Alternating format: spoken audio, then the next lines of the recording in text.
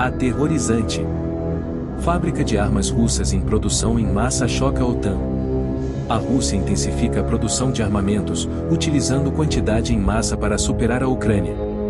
As fábricas de armas russas desempenham um papel crucial no complexo militar industrial do país, produzindo uma ampla gama de armamentos para uso doméstico e exportação. Essas fábricas, operadas por empresas estatais como Uralvagonsavod e Kurgamashevol, estão equipadas com capacidades avançadas de fabricação e empregam engenheiros e técnicos qualificados. Ao longo dos anos, elas têm fornecido armas e equipamentos militares para várias zonas de conflito e estados clientes, mostrando o status da Rússia como importante exportadora de armas.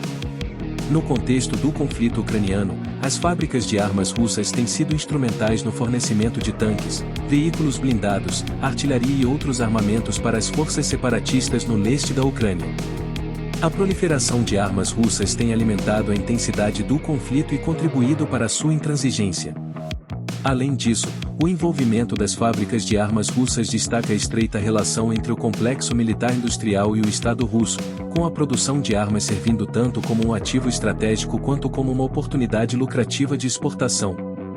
A Rússia intensificou a produção militar ao reabastecer estoques de armas e munições padrão e provavelmente pode sustentar seu ataque na Ucrânia por pelo menos os próximos 2 anos, afirmam analistas, uma avaliação preocupante para Kiev, que tem escassez de armas e soldados e está perdendo terreno no campo de batalha. Enquanto o Kremlin luta para expandir a capacidade e desenvolver armamentos modernos que possam melhorar o desempenho de seu exército no campo de batalha, tem capitalizado sua vantagem esmagadora em números de soldados, sua capacidade de armá-los com armamentos antigos mais confiáveis e uma disposição para suportar pesadas baixas. Ao recalibrar sua economia para uma postura de guerra, forçando as instalações existentes a trabalharem em ritmo acelerado para produzir ou reformar equipamentos mais antigos, e comprando peças do Irã, China e Coreia do Norte, a Rússia conseguiu uma recuperação surpreendente de suas perdas iniciais na Ucrânia. A Rússia não está produzindo mais de seus equipamentos de combate modernos, disse Nikolai Kulbaka, um economista russo.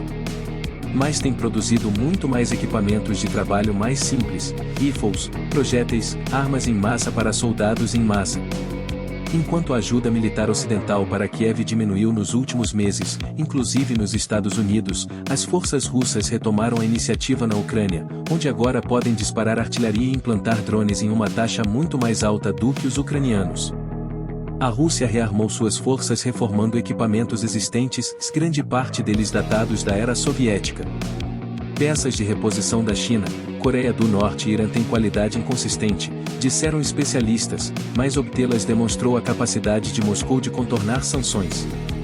O equipamento da era soviética, incluindo mísseis e bombas aéreas guiadas, compensou a falha da Rússia, pelo menos até agora, em produzir e implantar novos armamentos avançados como o tanque T-14 Armata que teoricamente poderia rivalizar com o Abrams feito nos Estados Unidos e Leopards feitos na Alemanha que o Ocidente deu à Ucrânia.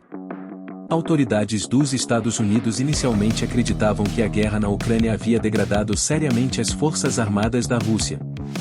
Mas o general Christopher G. Cavoli, o principal comandante dos Estados Unidos na Europa, testemunhou no Congresso neste mês que Moscou agora tinha mais soldados do que no início de sua invasão, e que suas forças armadas mostraram uma capacidade acelerada de aprender e se adaptar aos desafios do campo de batalha tanto taticamente quanto tecnologicamente.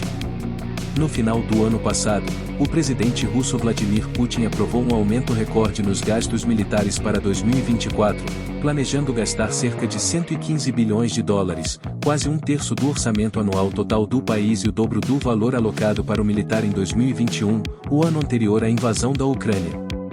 Nos últimos meses, altos funcionários russos, incluindo o ministro da Defesa Sergei Shoigu, afirmaram números recordes, relatando a Putin que o complexo militar industrial quadruplicou a produção de veículos blindados, quintuplicou o fornecimento de tanques e aumentou a fabricação de drones e projéteis de artilharia em quase 17 vezes.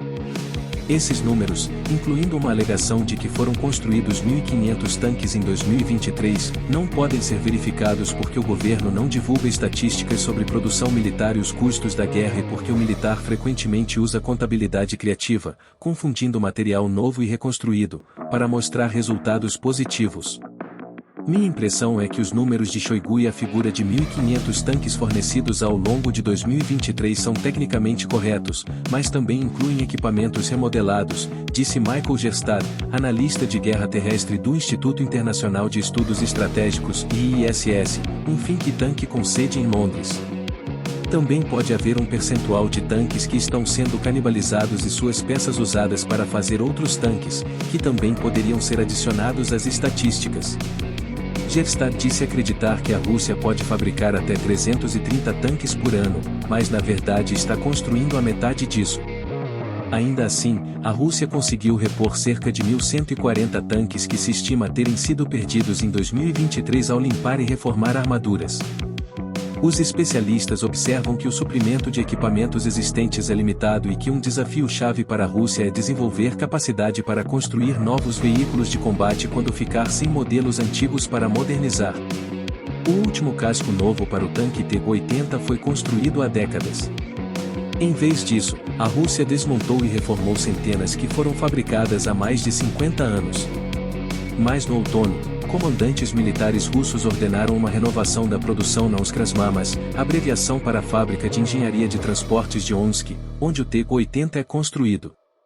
Este é o desafio em questão, disse Alexander Potapov, CEO da empresa-mãe da Krasmamas, a fabricante de tanques Uralvagozavod, ao veículo de notícias estatal Zvezda, na época. Engenheiros da planta disseram à mídia estatal que leva cerca de um mês para remodelar um tanque. Mas Pavel Aksenov, especialista militar e correspondente de defesa do serviço russo da BBC, disse que o esforço até agora não trouxe resultados. Eles não conseguiram reiniciar esta fabricação em série, disse Aksenov. É muito mais fácil aumentar as taxas de produção existentes. É igualmente improvável que a Rússia consiga abastecer seu exército com hardware mais moderno, como o tanque T-14 Armata, que estreou com uma série de novos veículos de combate no desfile do Dia da Vitória de 2015 e ficou infamemente preso durante os ensaios. A mídia estatal russa publicou relatos citando autoridades militares não identificadas de que o Armata havia sido testado nas linhas de frente ucranianas, alimentando especulações de que logo seria fornecido às unidades lá.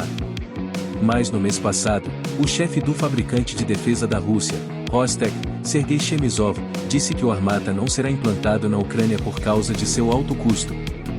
Claro, é muito superior a outros tanques em termos de funcionalidade, disse Chemizov, segundo a mídia estatal. Mas é muito caro, continuou ele.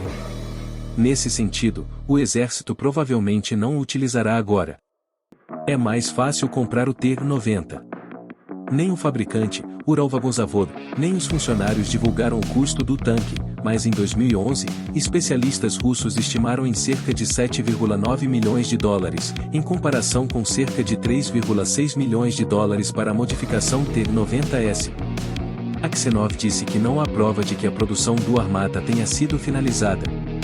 Não tiveram tempo suficiente para concluir antes da guerra, disse ele. E embora fosse lógico começar esse nível de modernização, porque a tecnologia soviética é muito desatualizada, e a invasão mostrou isso, uma guerra exige uma abordagem diferente. Você precisa de equipamento confiável fornecido constantemente à linha de frente, que seja bem conhecido pelas tropas, não tenha doenças de infância e tenha muitas peças sobressalentes para consertá-lo, continuou Aksenov. Gerstad disse que a Rússia procurou compensar o suprimento de equipamentos avançados do Ocidente para a Ucrânia priorizando quantidade e alocando tanques melhores para unidades melhor treinadas, enquanto fornece máquinas mais antigas T-55 e T-62 para unidades compostas por conscritos e ex-convictos.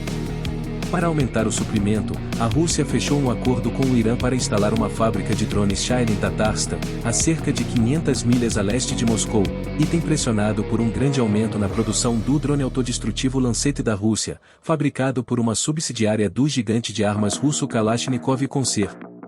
Estão convertendo antigos centros comerciais em instalações de produção de drones, onde aparentemente conseguiram aumentar significativamente a produção, disse Fabian Ins, um especialista em drones do IISS. A Rússia não precisa se tornar o exército mais inovador do mundo, acrescentou Ins. Se eles conseguirem obter alguns sistemas que funcionem bem, como o Lancet, e depois conseguirem simplesmente forçar brutalmente a produção, isso já é perigoso o suficiente.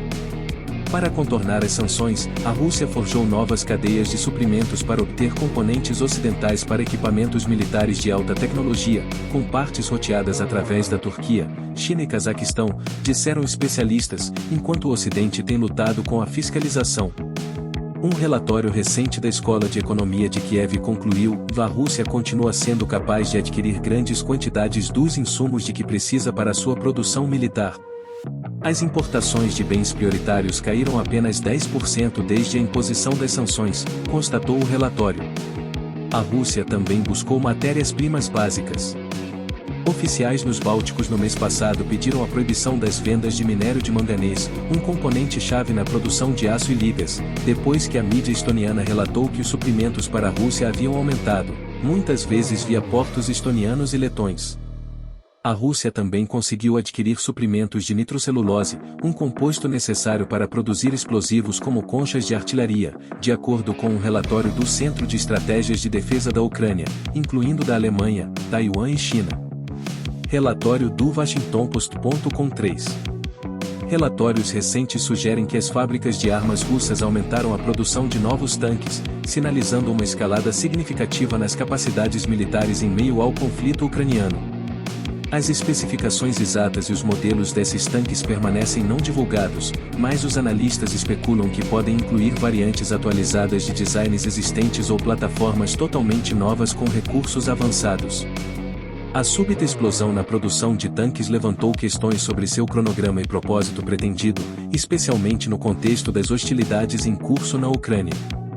Uma explicação plausível para a produção em massa de tanques é reabastecer as próprias forças blindadas da Rússia, que têm estado ativamente envolvidas em exercícios militares e implantações ao longo da fronteira ucraniana. Os tanques são um componente crítico da guerra moderna, fornecendo poder de fogo, mobilidade e proteção no campo de batalha. Ao reforçar seu inventário de tanques, a Rússia pode buscar aumentar suas capacidades de dissuasão e demonstrar determinação em meio a tensões geopolíticas com o Ocidente.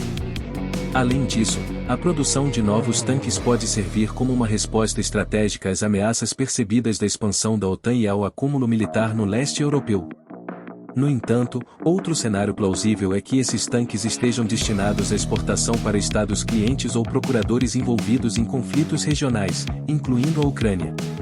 A Rússia tem um histórico de armar e apoiar regimes aliados e grupos insurgentes, alavancando vendas de armas como meio de estender sua influência e buscar objetivos estratégicos. O influxo de novos tanques em zonas de conflito pode inclinar o equilíbrio de poder a favor dos aliados da Rússia, complicando ainda mais os esforços para desescalar tensões e negociar um acordo de paz. Implicações e desafios da produção em massa de tanques pelas fábricas de armas russas carrega implicações significativas para a dinâmica regional e a segurança internacional. Em primeiro lugar, ela corre o risco de exacerbar o conflito na Ucrânia ao fornecer às forças separatistas mais poder de fogo e capacidades operacionais. O influxo de novos tanques pode encorajar os insurgentes a intensificar suas ações ofensivas, levando a um ciclo renovado de violência e instabilidade no leste da Ucrânia. Além disso, pode minar os esforços diplomáticos para resolver a crise e perpetuar o status quo de conflito prolongado. Em segundo lugar, ela levanta preocupações sobre a proliferação de armamentos avançados em regiões voláteis, com potenciais consequências para estados vizinhos e segurança global. A disseminação de tanques fabricados pela Rússia e outro hardware militar pode alimentar corridas armamentistas, desencadear ações preventivas por potências rivais e aumentar as tensões regionais a níveis perigosos. Além disso, ela coloca desafios para o controle de armas e esforços de não proliferação, destacando a necessidade de monitoramento e regulamentação aprimorados das transferências de armas em áreas propensas a conflitos. Em terceiro lugar, ela sublinha a complexa interação entre a militarização patrocinada pelo Estado e os interesses econômicos dentro do complexo militar-industrial russo. A produção em massa de tanques não apenas serve a objetivos estratégicos, mas também gera receita para os fabricantes de armas russos e sustenta o emprego no setor de defesa. Isso cria uma estrutura de incentivos perversa onde o conflito e a instabilidade se tornam empreendimentos lucrativos, incentivando a perpetuação de conflitos armados e minando esforços para alcançar a paz e a segurança. Não se esqueça de deixar o seu like e se inscrever no canal para não perder nenhum vídeo novo.